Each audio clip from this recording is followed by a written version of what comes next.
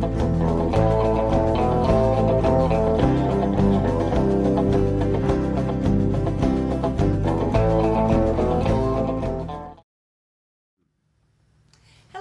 and welcome to Western History Alive. I'm Kim Copel, and I'll be your tour guide as we bring the past into the present, making history come alive.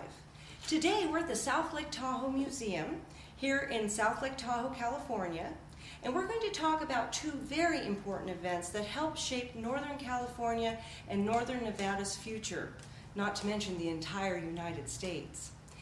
When the West opened up to people, and there were people who were in the East, that the everyday average person that wanted an opportunity that they weren't getting in their own cities and towns, and they wanted their own space, their own land, ranches. They wanted their families to have a better future, better opportunities for their children. The only way they were going to be able to do this was to travel west of the Mississippi River. West of the Mississippi River was uncivilized at this time. There was nobody living out there except for what people referred to as savages. We didn't politically have the politically correct term that we use today, Native Americans, because they weren't even thought of as Americans.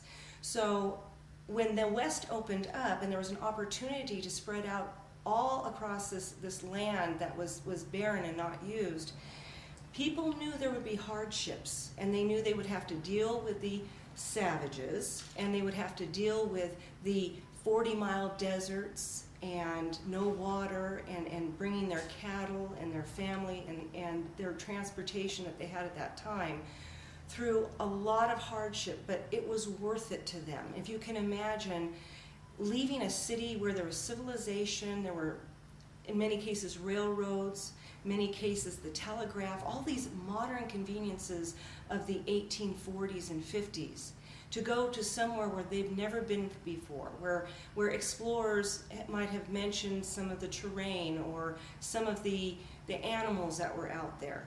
But they wanted something of their own so bad that in the 1840s, people started heading west and claiming land. Now, actually, most of the wagon trains, as they were called at that time, left from Missouri. And when they crossed the Mississippi River, they were on their own. And they followed many different routes. There were many different prescribed routes that had been explored, and some that hadn't been explored that well. I'm sure we're mostly familiar with the Donner Party tragedy, and that had a lot to do with them following the Hastings cutoff, which they found later was a not completely explored shortcut. Put them into the Sierra Nevada at the worst time of year, and then it was the worst winter in many, many years. And then, as we all know what happened, not all of the Donner Party came out alive. So people started following alternate routes. One of the alternate immigrant routes went right through the Carson Sink and into the foothills of the Sierra Nevada through Genoa, and then up over what we now know as the Carson Pass. Now, that wasn't all that much easier to get over. They still had to disassemble wagons and take everything out of their wagons and take everything up the side of the mountain one at a time. But they weren't going to get stuck in the snow like they did, or have the possibility of getting stuck like they did in 1847, like the Donner Party did. So along about 1850, well, the gold rush was well in motion, as gold had been discovered at Sutter's Mill in 1849. So everybody in the United States and in other countries was heading west to become rich. So the roads, the wagon roads were clogged with people. We think we have traffic today. You don't understand traffic. People, there were men, there were horses, there was oxen, there was bumper-to-bumper traffic with wagons. I understand from reading some first-hand accounts that if a wagon pulled out of line for any reason, it might take a full day to get back into line. It was that packed.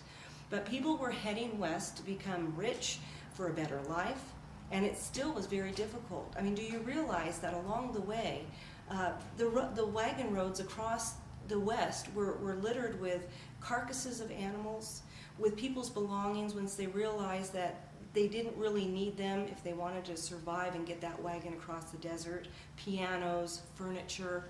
and also lined with grave markers. Family members were lost along the way as well. And they survived, attacks from the Indians. So now you can imagine their desire to get across the West and to have a better life. And they did. They were hard workers, and they were willing to do what it took to establish the West that we have today here in the Sierra Nevada. Now, along about 1860, the gold rush was over. It had petered out in California, and there were other places where there were gold strikes in the United States or in Canada. But in a town a little bit east of Genoa, known as Dayton, just up Gold Canyon, where they were discovering some gold here and there in the off-season, they discovered a new precious metal called silver. And the rush was on again, only going east instead of west. So the roads were clogged again, and more people came out west to stake their claim and to have a better life. And the roads were clogged once again going to Washoe and Virginia City. Well, something else was happening along 1860. You see, our United States was having a lot of problems getting along. We had southern states that had seceded from the Union over slavery issues and other issues that they just couldn't come to terms with the Union's way of life. President Buchanan at the time was very fearful of losing the gold from California and the silver from Virginia City to the southern states that had seceded.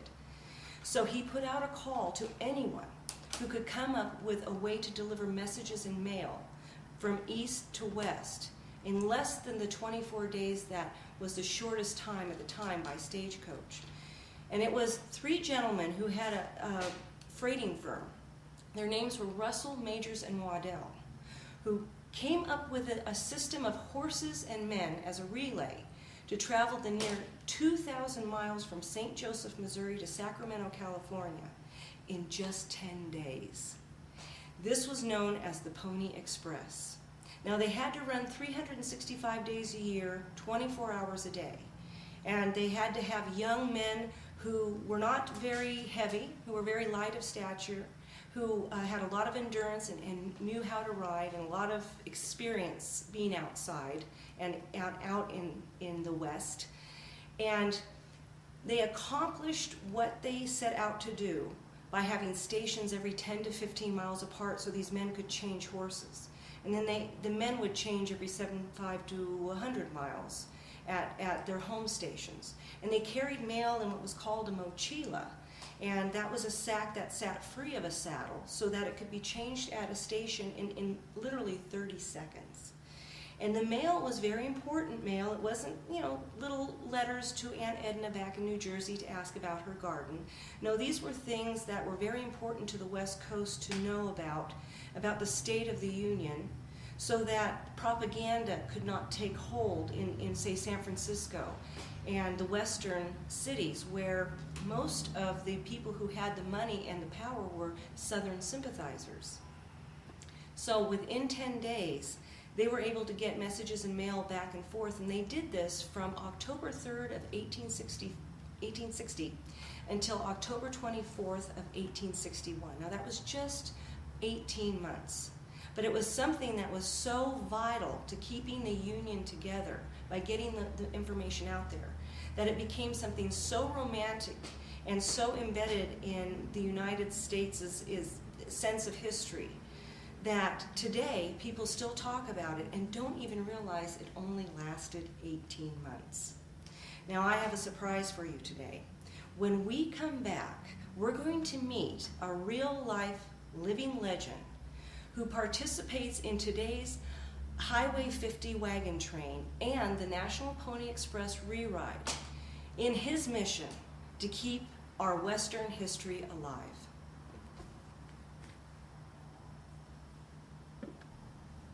Welcome back to Western History Alive. It's my honor to have as a guest today a true living legend, Davey Doc Weiser. Thank you. Oh, it's so nice to see you again. I haven't seen you for about a year. Welcome to our show. Good to be back. I always get excited when I get to come up and see all of you lovely folks at the lake. Oh, well, thank you very much. It's so nice to see you. Before we get started, I have a question for you. How did you get the nickname Doc? Well, I showed up on my first wagon train in 1978 with a tuxedo, top hat, doctor's buggy, and my little bag with a bottle of Excedrin and a bottle of Jack Daniels, and I was the good doctor that they came to see morning, noon, and night. That's a funny story, because I've always known you as Davey, and I never even thought to ask how you got the name. That's how I got the name. Well, you mentioned the wagon train. You know, how long have you been involved with these going on in June, the wagon train and the National Pony Express? 37 years I've been doing the wagon train, and when I started in 1978, the wagon train started in July, and then because of traffic and logistics, they moved us up to June. Now we're June 1st to the 7th this year, out of Zephyr Cove to Placer. Wow, wow. Well, how'd you get involved in something like this? I mean, have you lived here all your life, or? Well, no, I grew up down in Eagle Rock, California, and I always watched Hopalong Cassidy movies and Randolph Scott and all those great old Western actors. And then I hired out on the railroad. I worked 50 years and 17 days for Southern Pacific Railroad as a conductor. And I found we got system seniority, so I came up and worked out of Roseville, and that's where I finished my tour of duty. Oh, wow. So you've actually taken a train many times through the Donner Summit. Oh yes, and gone through that 2-mile tunnel up there, gone to Dunsmuir, Fresno, Bakersfield, Yuma, Arizona, San Luis Obispo, all over the countryside. Wow. So when you were a child watching these Western movies, is that the seed that was implanted in your mind to live out some sort of Western lifestyle? I'm sure it was. I used to go to the matinee for 9 cents and watch 10 cartoons and a Hopalong Cassidy movie. You know, it was movies like that and actors like Randolph Scott and Hopalong Cassidy that kept the West alive. Absolutely. In the generation between the time of when we had the internet and ways to learn, you know, just virtually or go to a lot of museums. And this, I think, helped to keep the Western history alive and inspire many people today, because there's been a resurgence of interest in how we came to be. Absolutely. So I think that's fantastic that just the movies inspire. And Bob you. Steele, Ken Maynard, Hoot Gibson, the Rough Riders, Colonel Tim McCoy, and Chief Ironsides. In fact, I used to watch it on Saturday morning, and then I'd go outside and do a rain dance, and it rained one day, and I'd come running out, Mom, I made it rain. I made it rain. So you knew it worked. Yeah, I knew it worked. Oh, That's what they said. What does that If mean? it rains today, I'm responsible. I don't know. Maybe this year we could use some of that mojo. We need that mojo working. Yeah, but not during the wagon train. Well, it snowed on us. The first year it snowed on us is 1992, and we stopped at Harvey's, and later they told us we drank 8 gallons of hot chocolate, but I did manage to squeeze in a shot of Jack Daniels. Well, I would have too with that snow. Oh, it was cold. Now, can you give us a little bit of history on how the wagon train got started? Because I think it started on an anniversary and there was some promoter up there. Well, it was 1949, and all the merchants on the Highway 50 corridor got together. Harvey, Gross, Bleacher, Ellsworth, just to name a few, and they had the wagon train in 49, and it was a big success. Well, in 50, they didn't have it, and boy did they get their butt chewed. So in 51, and the only year they did it, they went eastbound, and they couldn't do it now because of the traffic, because it was all uphill, and that was the only year they went eastbound. And then after that, we've been going every year, and this is the 65th year, and anybody can rent a seat on a wagon. All you got to do is check in the day before and wear Western clothes. Do not bring your flip-flops or your wristwatch. Because the whole idea is to feel it, even if you have to feel it down here. That's right. Bring a cushion if you're going to sit on a late ditch. The way it was then, and that gives you a very good impression of what these people had to endure. It was rough. You can 2,000 imagine miles. the Donner Party out there, nobody to help, no stores available. No towns had really sprouted up yet, so they were out there. The only mistake they made, they went the wrong time of year. Yeah. It was kind of what we call a Titanic a type of events that all happened to them, because the Stephen Townsend Murphy party that went the year before, they got through okay in a snowstorm and just added one member. One of the women was pregnant and had a baby. Yeah, well, that's great. The group, though, that took the right turn, that was with the Donner Party, made a wise decision. Made a very wise decision, yes. Well, can you give us a little bit of information on where we might be able to see the wagon train go through And, you know, when it starts, where it goes Well, through, where you camp? We'll be at Zephyr Cove on Saturday. The wagons will be coming in. You can go there, visit, talk to the horses. They know more. Yeah, I talked to And the the horses. people, and look at the wagons, and then we'll stop at Rufus Allen out here for lunch, and that's a good place to catch us if you want to view what's going on. Most of our stops now are private because of insurance reasons, but our big one will be Friday on the 6th at High Hill Ranch on Apple Hill, and then we'll go into Placerville on the 7th, and that'll be on Placerville Drive, be a big dance and barbecue. That's what I understand. You guys really do it up big in Placerville when you make High it. Hill Ranch, they have cowboy poetry and a barbecue also, so you know, if you want to take a drive, come over to High Hill Ranch on Apple Hill, get situated, watch the wagon train come in.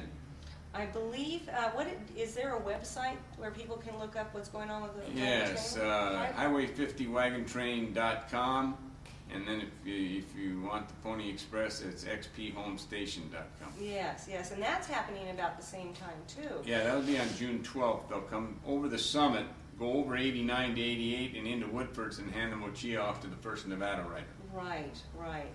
Now, there was something else I was going to ask you, and now I can't remember what it was.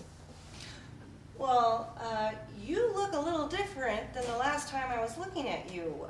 What are you dressed for right now? Well, I had to go back in time and get my Pony Express outfit on, so I thought it would only be apropos if I did the rest of this in perfect style. Well, you reminded me. I was going to ask you a little bit about the National Pony Express Association and their annual re-ride. Now, you told us a little bit about the wagon train and how long you've been involved with the wagon train. How did you get involved with the National Pony Express Association? Well, this will be my 31st year, and how it got started, I was coming back from my parents on the train, and I read in the paper, the Pony Express actually delivers the mail. When they had the slide up on Highway 50 in '83, McFarland was the first rider out of the Pollock Pines post office, so I called them up, got set up, and I rode my horse Sophie, my very first horse, over a trail that hadn't been ridden over in 123 years. From the Ice House Information Center, which is now Cleveland Information Center, and instead of going all the way up to Weber Mill Road, I cut across the shortcut. There's a little trail there, and went down and cut off, and we went Weber Mill Road, which brought us out at Silver Fork. Well, Ed Hagan and Doug Albright were riding that one day, and the mail truck come by and laughed at him because he went by him. But, you know, the one who laughs has the best laugh. Well, he got stuck in the mud, and they went by him and laughed. And they're coming into Kybers, and they hear the roar of that Jeep, and they kicked it in the butt, and they beat that mail truck by about 20 feet.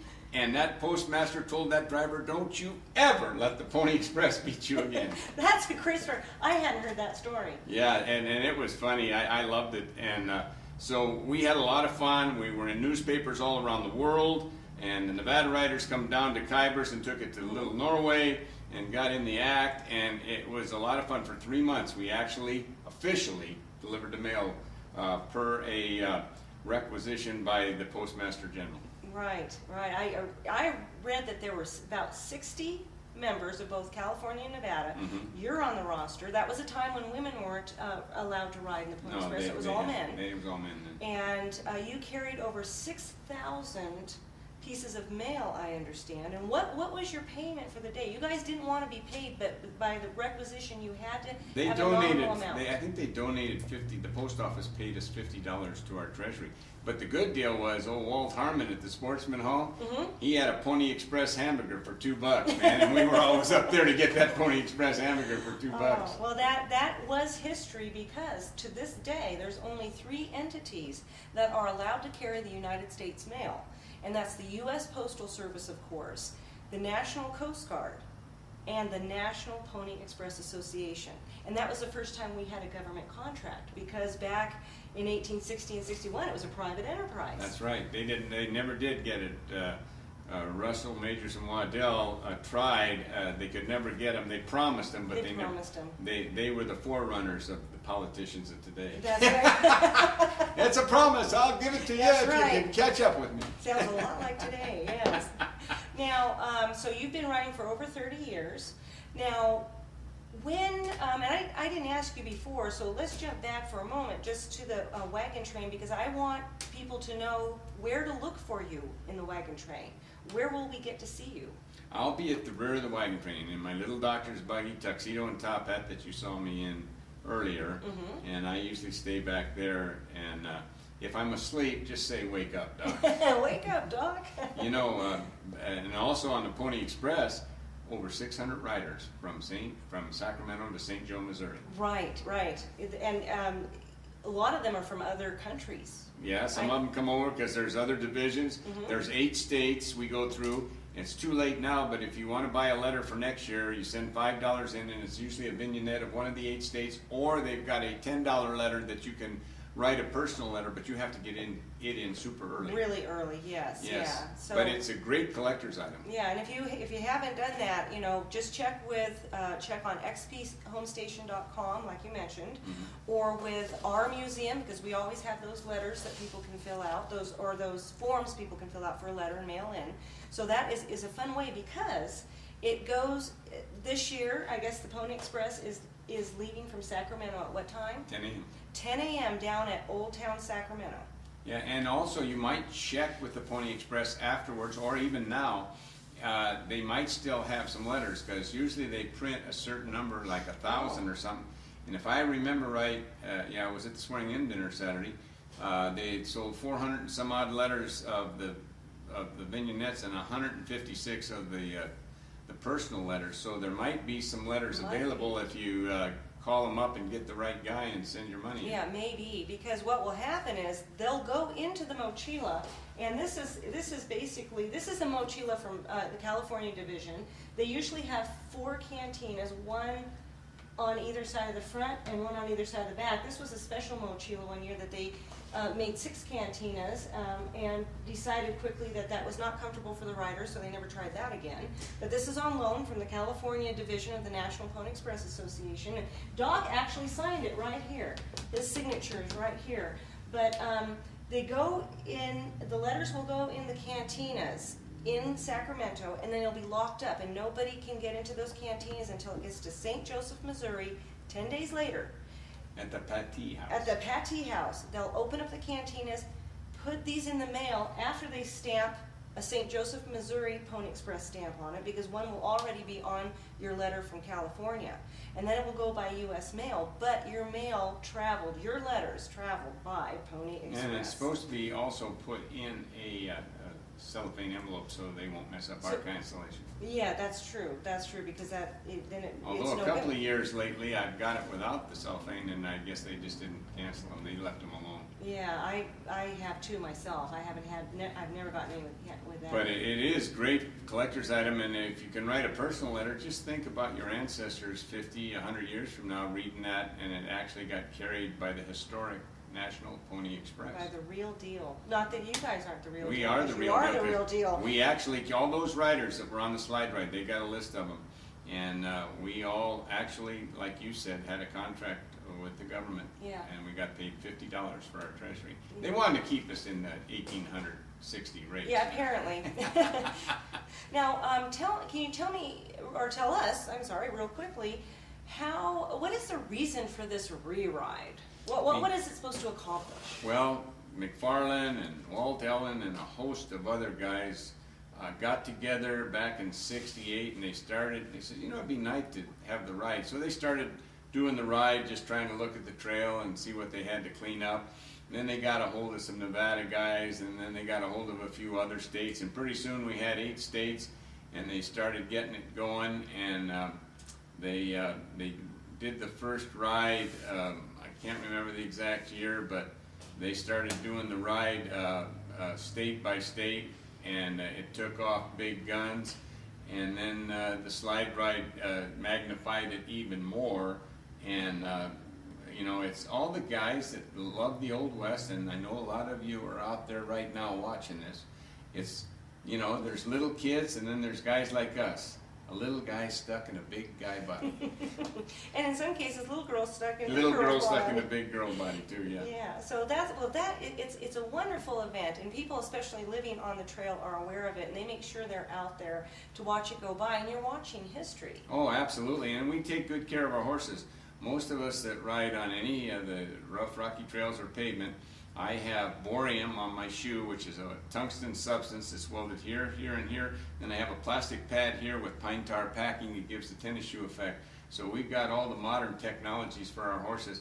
And, you know, I've been running my horses on the pavement for years, and they're just fine. Yeah, you have to consider the horses like they did back then. Yeah, use all the good stuff. Yeah. Well, now, you know, you are a man of many hats, as I've already seen, but I understand that when you're not on the wagon train in June, and you're not on the Pony Express Trail in June, what do you do the other 11 months? I know you do something. Well, yes. I give free stagecoach rides every third Saturday in Placerville at the Bell Tower, noon to 3. And I do train rides on Sunday for the El Dorado Western Railroad, which is a new railroad that's been running since June 26, 2011. Right now we're using motorized speeder cars, and it's $5 for adults, $3 for kids, and under 3 is free. And we come out of El Dorado one weekend, the first and third Sunday, and the second and fourth Sunday we come out of Shingle Springs. And when we come out of Shingle, we go about a mile past Red Hawk Casino. Oh. And on the old Placerville SP branch, and we've got 10 miles of track that the Board of Supervisors of El Dorado County has designated a rail park. So we're working on the track, and we're working on getting our big equipment together. We got the little Plymouth engine, and we got the SP 1094 caboose, which I worked on in 1964 on the Chatsworth Local, and I cooked breakfast for my crew, steak, eggs, potatoes, and coffee, and then I'd call them on the radio and say breakfast is ready, and then they'd come over and we'd eat. And so now you get to help restore it and keep it running. Yes. And you didn't even know that back in 1960. No, I didn't realize. Yeah. Well, I want to thank you so much for being a guest on our show today. This has been a fantastic, fantastic experience, and I'm just very honored. Well, I'm pleased. Thank you. And good luck to you on both rides. And then, and I'm going to have to get down there and take a stagecoach ride and take a train ride. And remember, Lake Tahoe, we want you. And if you want to find out more about our wagon roads and the Pony Express and see the exhibits that we have here in the Lake Tahoe Museum, we're open, we're located at 3058 Lake Tahoe Boulevard in South Lake Tahoe, California. And after June 4th, we will be open Wednesday through Sunday. If you want more information, you can call 530. Oh, I think I'm forgetting the number here. 530, well, how about this? Why don't you just look up the website, which is laketahoemuseum.org, or you can email them at laketahoemuseum@att.net. And if you have an idea for a show for Western History Alive, you can call me at 775-220-0605 or email me at info@genoahistoricghosttours.com, or you can check out my Facebook page, which is by the same name, Western History Alive. I'd like you to remember this. History is made every moment, every hour, and every day by every one of us. Make our history count. Keep it alive. Thank you for joining us today, and I'll see you next time right here on Western History Alive.